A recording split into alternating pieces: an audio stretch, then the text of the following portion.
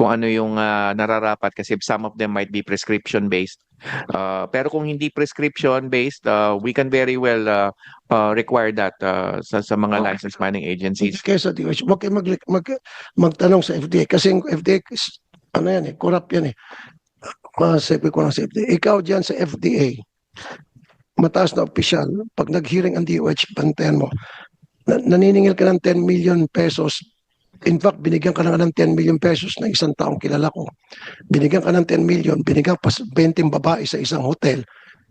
And yet, gusto pa ipasara yung isang pharmaceutical company. Pantay ka pagdating ng hearing sa DOH, expose kung pangalan mo. Watch me. Napakurap mo. Sana matanggal ka bago dumating ang hearing ng DOH. Dahil kapag hindi ka matanggal, mapapahiya ka. Anyway, so yun lang. Tanong ka, wag lang sa FDA kasi isang mataas na sa FDA, napakakurap eh. Babaero na kurap pa. 20 babae binigay sa iyo.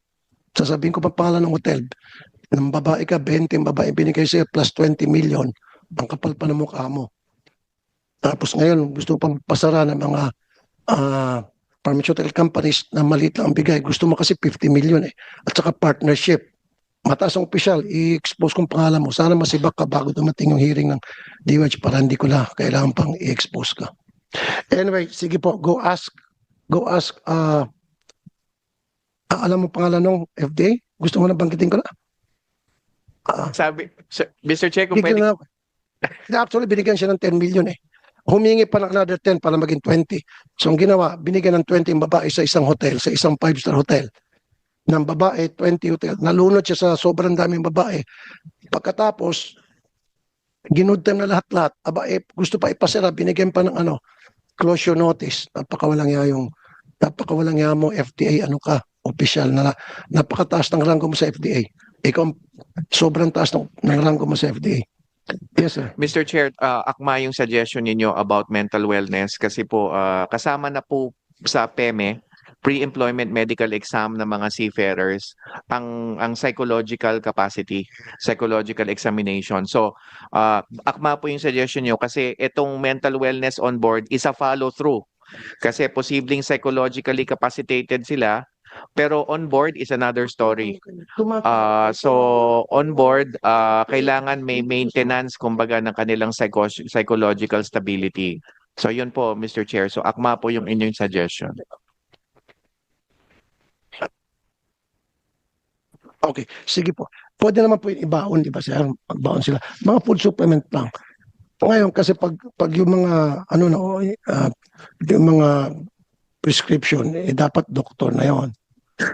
Tine-check ba natin yung mga, seafarers, yung kanilang mental status bago sa sumampa ng barko? Tinitingnan natin kanilang mga medical records bago natin silang pinapayagan na maging seafarers. Yun nga po yung binabanggit ko, Mr. Chair, na merong psychological examination. May Okay. may 4 ngang components na pinakita lang si Yusek Bernard ngayon. If I may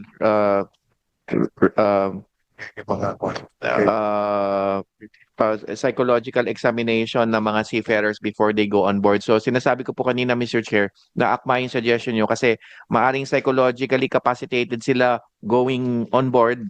But to maintain that is another story dahil syempre napapalaot na sila. So yun po, ipa-follow through natin yan with the medication. We can discuss this with the industry kung ano ang posibleng baon na gamot ng bawat seafarer. And then with somebody who is trained to be a counselor, so to speak, a psychosocial counselor on board sa mga seafarers. Hindi kailangang professional, but at least somebody who could stabilize the situation at ma-refer yung ating kababayan to professional help. Okay. Dapat doon sa mga pamilya na iwan dito sa Pilipinas, meron dapat din tayong hotline para sa kanila na pwede tumawag sila, sabihin, sir, yung husband ko, yung kamag-anak ko na nasa barko, nagreklamo na, ganito ganun, nagka-problema na, tulong sir. So, the DMW should intervene right away. Yes. Yan po yung Tawagin yung kapitan ng barko, yung may-ari ng barko, para sa babantayan siya o sa susunod na pagdadaongan ng barko, kailangan niya magpa-check up or Yes po. Mr. Chair, yes po, meron po talaga, yan po yung tried and tested 1348 ni Admin Arnel. It is a joint hotline. He shares that hotline. It's an OWA hotline that is shared with us. So meron po talagang hotline naman ng mga marino, seafarers, and perhaps we could further enhance promotion of it kung saan pwede silang humingi ng saklolo, yung 1348 po natin. Administrator Arnel Ignacio, ano yung 1438 para sa mga seafarers? Can you explain? Opo, yan din po yung inyong sinubukan noon. Ayan din. Yan po. Yan ho, ginagarantihan namin na may sasagot dyan. Depende na, ang po problemahin na lang namin kung nasan silang area, but we are continuously working with the PLDT to address some of those glitches. Meron lang po kaming, and the Seafarers Hub. Dahil nagtayo ho kami ng Seafarers Hub, dyan ho, pwede na silang, yan ho yung tambayan nila na libre dyan sa UN Avenue, corner Mabini. So any problems, we can talk about it there. Exclusively yan para sa mga OFW, especially the seafarers. Meron lang ho kaming humble suggestion aside from the CCTV. Since napakarami naman po nating advancement in technology, sa mga kotse nga, we can track them through the GPS system. Okay. It may be smart suggestion ng ating mga seafarers, at least magsuot sila ng GPS. So wherever they are in the huge area of the ship, they can be tracked. Okay. So kung meron ho silang suot-suot nun, pati ho yung maghahanap, napakadali. That's a smart idea. Kasi Google lang ho natin, makikita na natin nasan sila. As long as they don't remove Yun it. nga lang, kung yung OFW, yung seafarer, tatanggalin niya for whatever reason at may ginawa siya. Baka yun po ang pwede nating mabigyan sila At ng then, pag-isipan din natin, kailan talaga CCTV pa. Pero magandang suggestion. Karagdagan Kasi lang mamaya, naman po. pag tinanggal ng seafarer, tapos yung pala, may problema siya sa mental health, lumundag, iisipin pa natin, baka yung gusto mong gumawa ng foul play, tinanggal, tapos tinulak siya. At least po, malalaman natin o bakit tinanggal. Di ba? Para... Di ba? Pero ang pinakamaganda, yung CCTV. Yeah, aside from the CCTV, Mr. Para sa akin, CCTVs, wala nang mas gaganda pa dyan. We've already a few hearings ago we mentioned that already. Kaya lang karagdagan lang po para kung sakasakali man tinulak, malalaman natin kaagad kung nasan siya. Sa kanyang reklamo din, yung sa pagtawag, Secretary Kakdak, pila-pila, yung iba, inaabot na ilang araw bago sila makatawag kasi, di ba, kailangan gagamitin nila dahil pag sa laot, hindi naman umubre yung mga cellphone nila. So pupunta sila sa kapitan ng barko o meron yung ginagamit na satellite phone at sa satellite phone, pila-pila at naka-schedule yan. Pag may problema na tapos may favoritism pa, pag mga Pilipino, hindi masyado paborito ata ng kapitan ng barko na foreigner, pinapaboran yung ibang lahi. So inaabot ng ilang araw bago makatawag sa Pilipinas through the satellite phone ng kapitan barko, yung kababayan natin, nagkakaroon ng anxiety na siya hanggang sa pwede mauwi sa depression yun. That is something dapat the manning agency and the DMW and the OWA makipag-ugnayan doon sa mayari ng barko. Yes, Mr. Chair. Bukod sa 1348 hotline, meron din tayo mga emails kung saan pwede sila sumulat. And indeed, we have received some emails already from seafarers themselves. In fact, speaking of yung recent Red Sea crisis natin, Mr. Chair, some of the Red Sea crisis situations, nalaman po natin because nakapag-communicate through email yung mga tripulante natin na meron na in danger sila. So, Pero paano yung mga walang email? that is another mode of communication. Meron po yan sila on board, Mr. Chair. Everybody has access to a laptop or a computer on board. May email facility po on board. Meron usually Wi-Fi or internet coordinated online. Ang mga barko naman po, they have that kind of technology on board. Wi-Fi and another forms. Inatanggap ko kasing reklamo sa Secretary Kakdak, yung bang gusto nila makatawag at the only way na pangkatawag sila is yung satellite phone at inaabot sila ng ilang araw bago sila payagang makatawag kasi may favoritism ibang lahing kapitan. So that's something that we have to look into. Iba kasi yung email, iba yung nakakausap mismo ng seafarer na malungkot Yes, na yes, Mr. sa laot. marinig yung boses Sige po, ng mga Mr. Chair. Ang naisip ko ngayon sa inyong suggestion, Mr. Chair, kasi nga po, they get in touch with us through email and other forms such as Messenger, yung mga Wi-Fi facilitated communication devices. So, ang naisip ko ngayon sa suggestion niyo, Mr. Chair, dapat pwede rin kaming matawagan Yes. through Messenger, WhatsApp, and all these other facilities na hindi kailangan ng phone line. So, gagawin po namin yon, Mr. Chair. Okay. So sa barko, pwede magkaroon ng internet na ngayon. They can all communicate with their families while on board the ship. Meron ng WhatsApp, mga ganon. Yes, Mr. Lang. Chair. Basta Wi-Fi facilitated network. Kasi yung Pwede iba naman gusto po. landline eh. So pwede naman pala through Wi-Fi. Naman po, Mr. Chair, as I mentioned, we saw it ourselves. I personally was conversing with the seafarers who were then in danger sa Red Sea attacks. Kaya po namin monitor sila literally real-time coordination. Ako po messenger, nakakausap ko sila through messenger noong mga panahon na yon. Good. Okay. Meron pang mga complainant?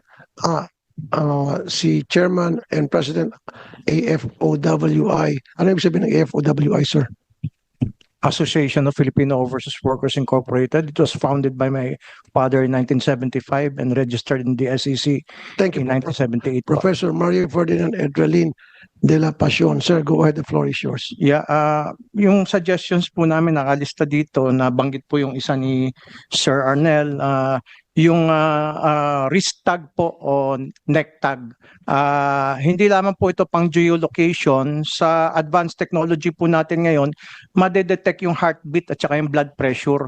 So pag ito po merong mental imbalance, minsan tumataas yung blood pressure niyan, bumibilis yung heartbeat, mamomonitor po yan. Ginagamit nga po yan sa mga astronauts eh. So it's easier to lalo na po may Starlink na po si Elon Musk, mas madali na po, no? And then yung pong sa Okay, sandali po. So, DMW, ginagawa natin Actually, yan. nabanggit na rin po yan in the past, yung GPS na tinatawag. Okay naman po kami doon, subject lang to privacy measures because the seafarers themselves, the unions themselves invoke privacy. So ayaw rin, kasi yung pong pwede silang masundan can also be used against them by the ship owners and somebody else.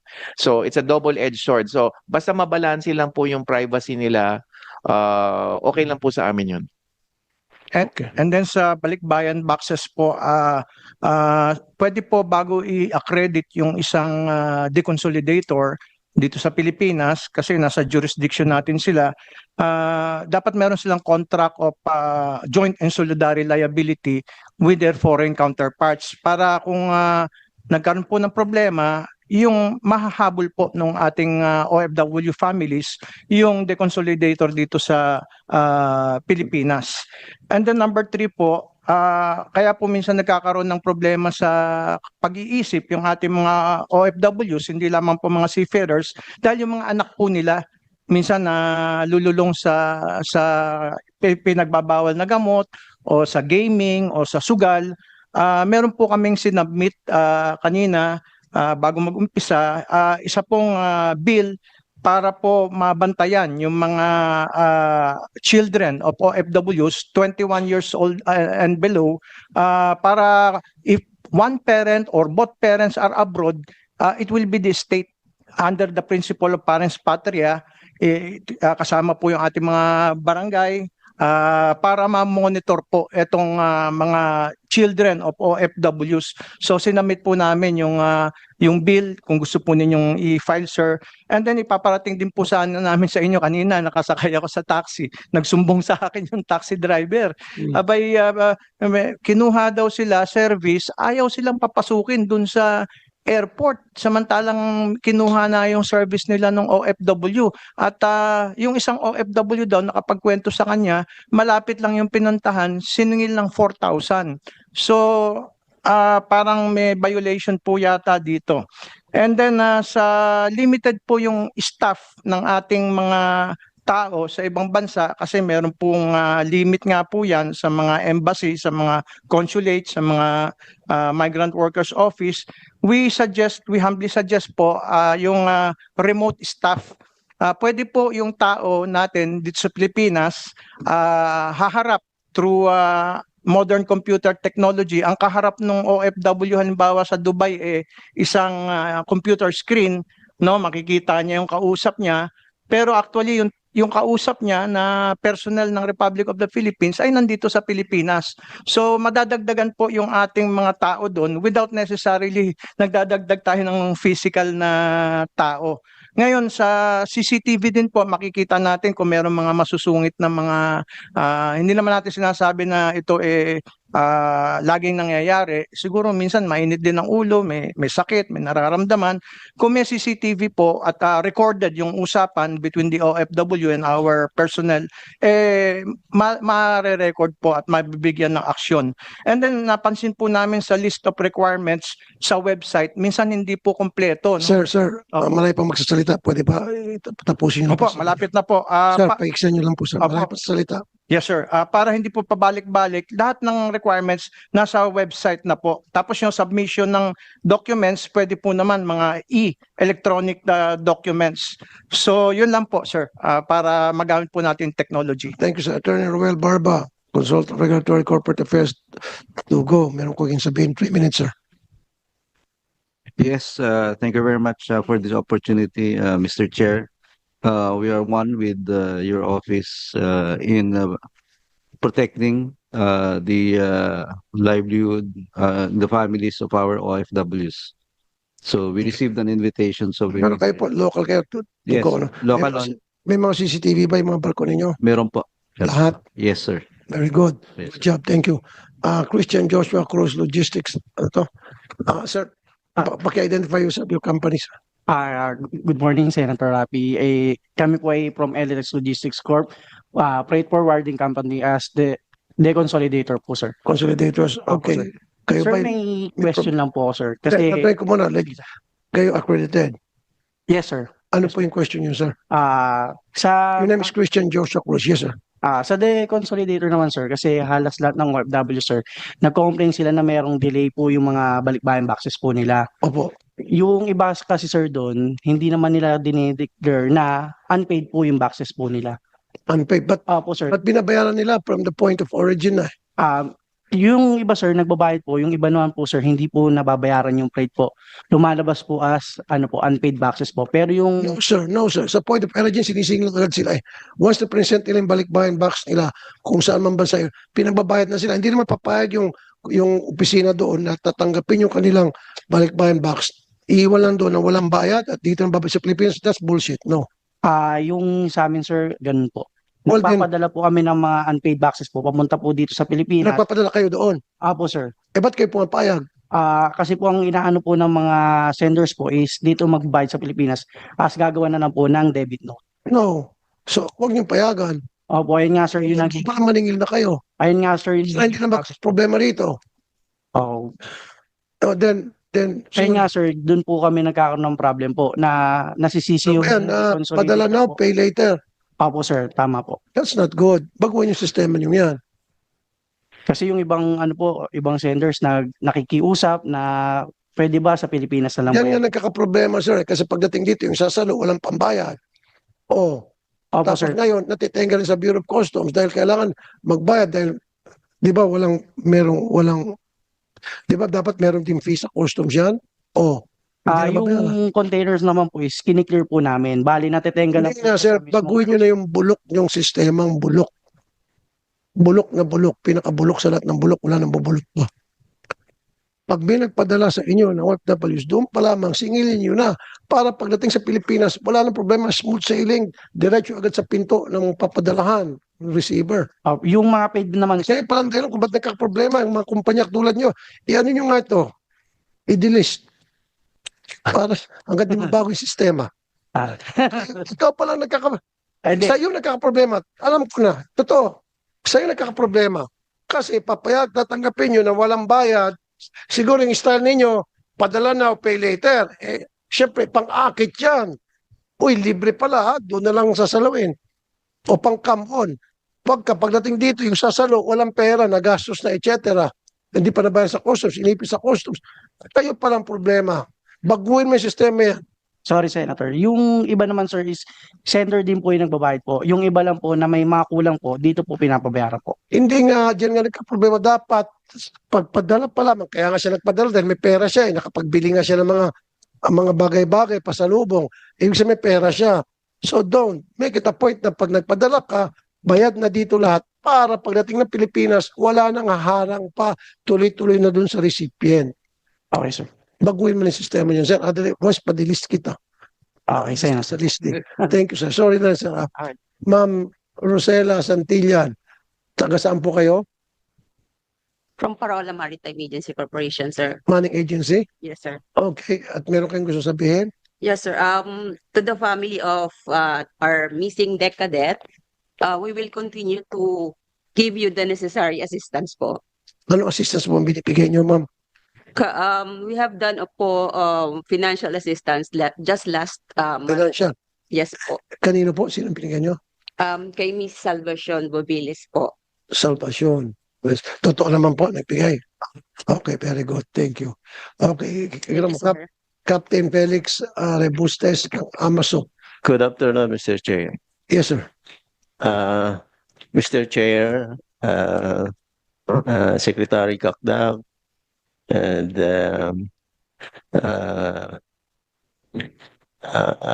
Administrator Ariel Ronaldo, sinusuportahan ko lahat yung mga panukala niyo. Tama yun. At meron akong idadagdag Sige po, go ahead po. tungkol sa PDOS.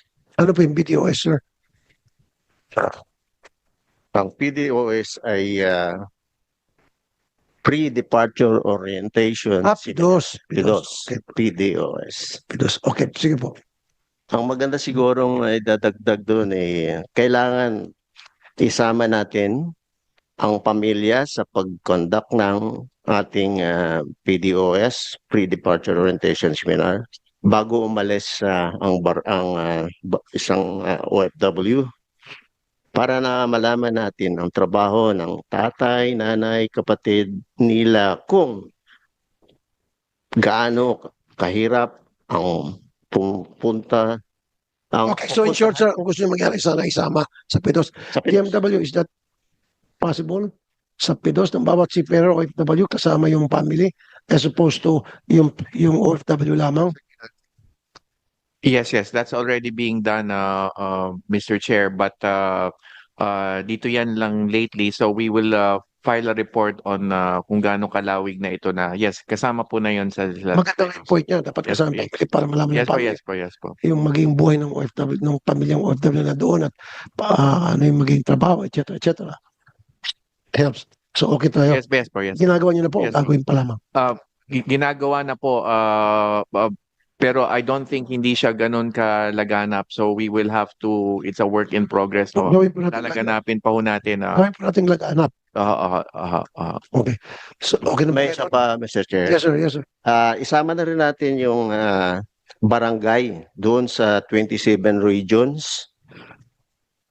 Bakit po barangay? Maglagay ng desk ang OWA malapit sa barangay sa region.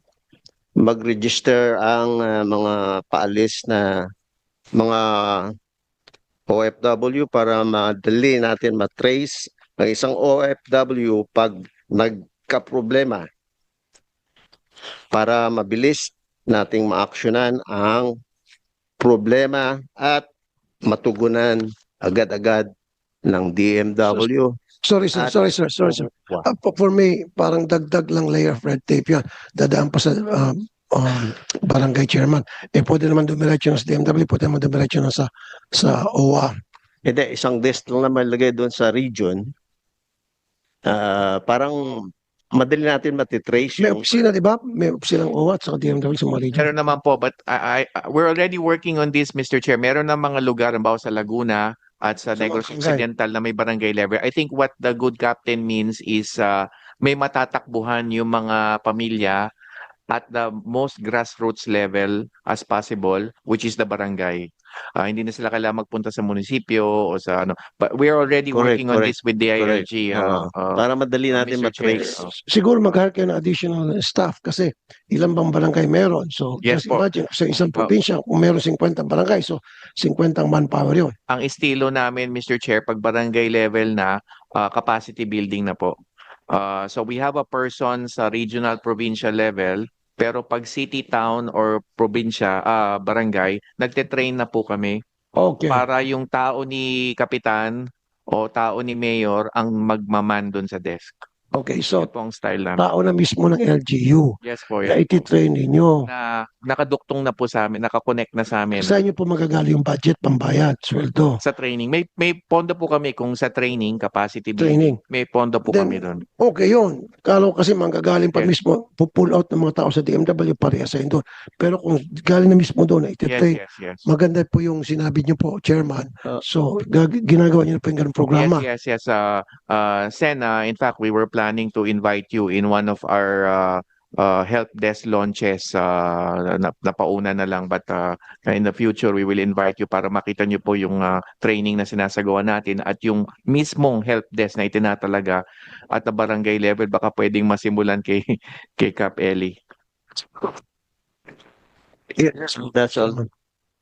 Thank you, Mr. Chair. Thank you so much, Mr. Chair. Actually, sa barangay ko, na-implement ko na yung GMAC, Gabay ng Mamamayan Action Center, last February of 2024. Nakipag-tie up ako sa different agencies.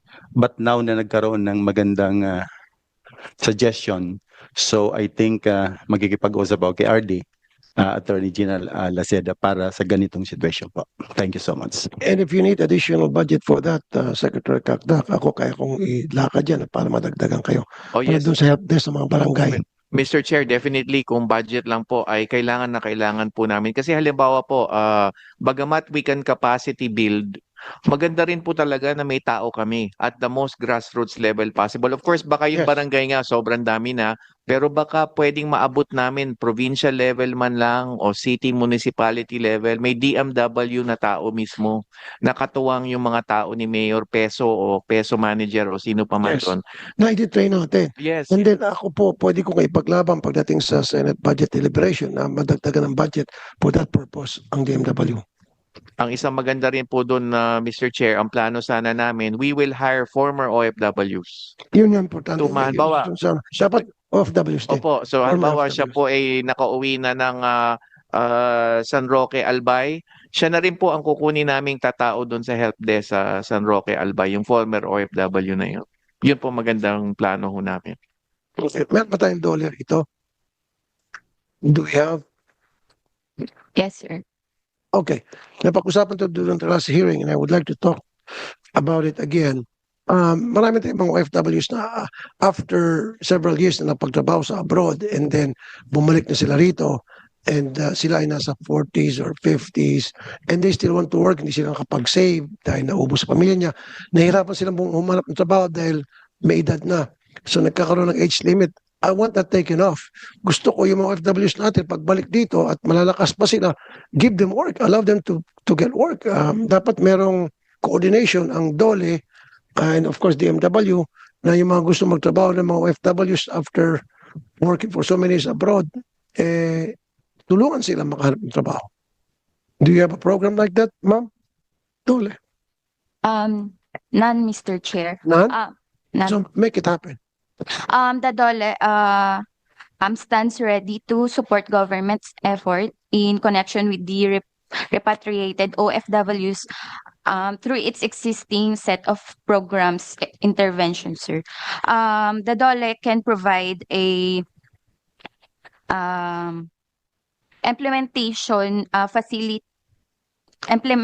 employment facilitation services to these returning OFWs, assisting them in their transition from overseas employment to local job opportunities. This includes job matching, skills assessment, and career counseling, all aimed at helping them reintegrate into the country's workforce seamlessly.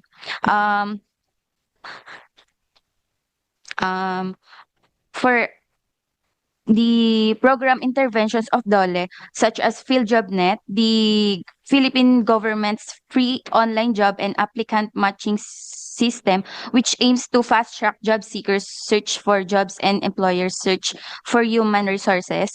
Another is PESO Employment Information System, a database of active manpower supply containing the profiles of all persons and employers registered under the Okay, ma'am, sorry ma'am, pinahaba mo lang.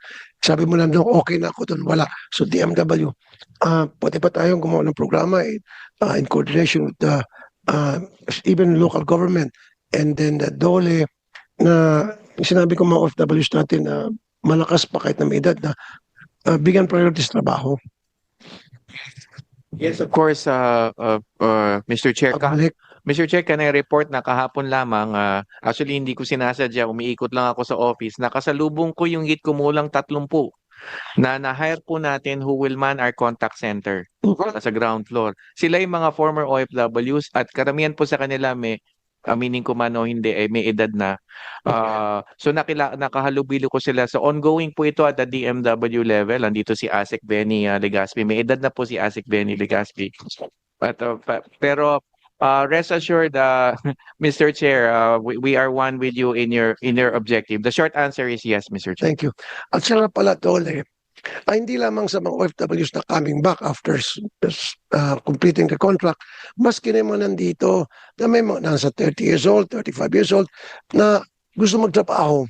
Kaya lang, nadideny sila dahil matanda ka na Gusto namin bata. Tingnan mo sa mga fast food, puro mga 20, 21, 22, 23. Wala kang makita ng mga 30s, 40s. Dapat through DOLE, kausapin nyo siguro lahat ng mga companies, mga fast food na bigyan opportunities. Ito may mga edad na mga kababayan natin nandito, imbis na mag-abroad sila, at least maiwan sila dito dahil may business, may work opportunity pa rin sila makapagtrabaho, hindi sila mapapalay sa kanilang pamilya. So they don't have to go abroad. Di ba? Yes, sir. We will the DOLE continues naman po to advocate the non-discrimination regardless of the age or race po. Magbisita ka niya, ba sa SM, may makita ka ba sales lady sa SM na 40 years old, 50, lahat ng mga sales lady sa SM, 25, 20, pag 30, sinisipa na raw. Wag, pagsabihin yung SM na yan, hindi lang, Robinson, lahat ng mga malls, pag mga sales lady nila, maglagay din naman ng may edad, kasi kaya alam ko naman, kaya sila naglalagay ng mga bata para maganda, para mang-akit ng mga customer, mga gwapo, para matukso, magbili, kahit na hindi kayo bumili. No, dapat maglagay sila, alisin natin age discrimination. Make sure, although I know we have a law against age discrimination at work, pero yung iba sa atin, pag sa ano pa lang, resume, pag nakitang may edad na, hindi na tinatawagan. Dapat ko akong tatanungin, i-require itong mga company na at least merong nasa edad na ng mga employer, na mga employee, hindi pwede lahat puro 20 years old, 25. Dapat may mga 40, may mga 50, gano'n. Mas malalakas pa. That is something that you have to study sa susunod na hearing, siguro sa DOLE hearing, hindi na sa DMW DOLE, which, Vice Chairman, pag-usapan natin yon. And be ready. Magpadala ka o ikaw na mismo at be ready and be prepared for that. Okay? So unless